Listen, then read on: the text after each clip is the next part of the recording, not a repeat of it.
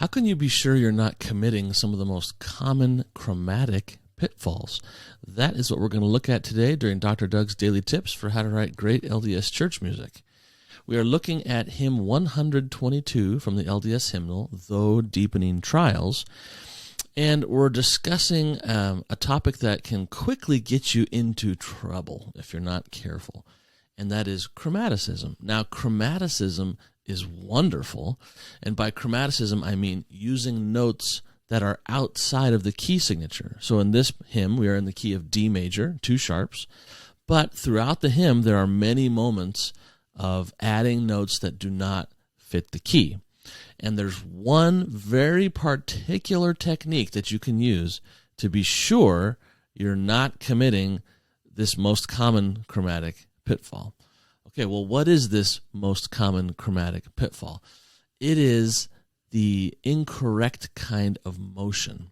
See, when you add a chromatic note to the musical turf that you're working on, to the acreage that you're plowing here, like you're the composer and it's like plowing a field, right? You've got this field of staff paper of 16 measures that you're plowing, and you're planting seeds of chords and things.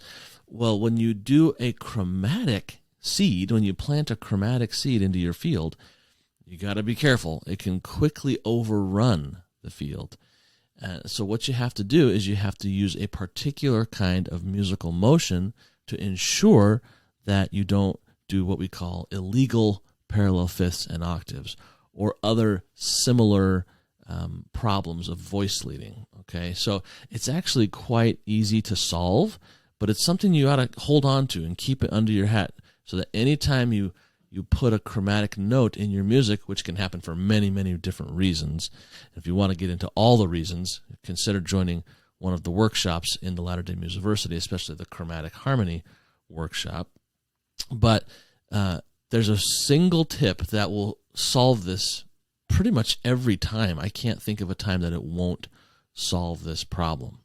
Okay, so let's zoom in a little bit here to the hymn and look specifically at what's happening, and you'll see pretty quickly, using the arrows that I've drawn on the score, how the composer gets out of dodge when using chromatics. Okay, so the first line, we get our first chromatic move towards the end of the line.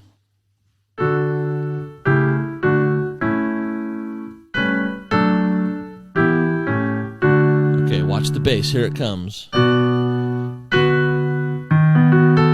D sharp to E in the next line. Okay, so the bass part, press on, and then we get another one right away in the soprano. G sharp to A. All right, now look at those chromatic voices. That first one in the bass, that chromatic voice, which direction is it moving? It's moving upwards. That's why I've written a red arrow. And this next one, the G sharp and the soprano on Saints of God, it's also moving upward. And they're in outer voices, right? The first one's in the bass and the second one is in the soprano. Well, to counter it, the other part, the other outer voice goes in contrary motion. Aha, that's the secret. Contrary motion.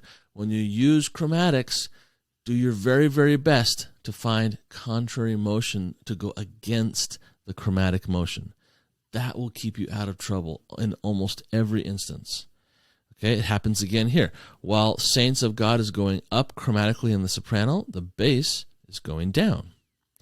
Now this little chromatic guy right here, this one's a little bit different because it's chromatic neighbor tones. They're really just kind of highlighting what's coming next. So that one's slightly different. We can talk about chromatic neighbor tones another day, but let's keep going. Okay, this next line, ere long.